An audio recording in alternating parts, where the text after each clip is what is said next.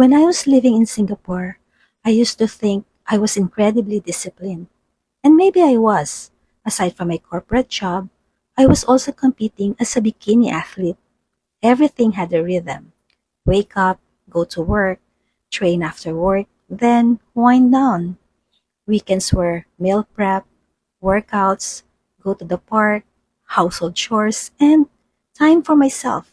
And honestly, life was so convenient. Transportation was easy. Everything was efficient. Tahimik lang.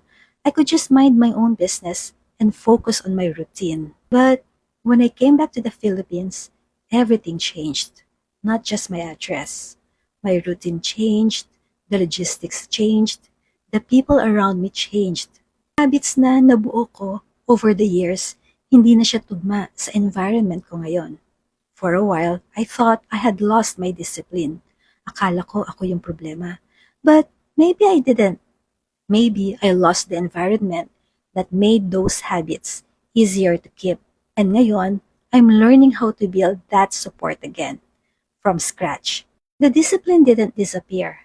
The life that held it up did. And I'm learning to build a new routine around the environment and life I have now.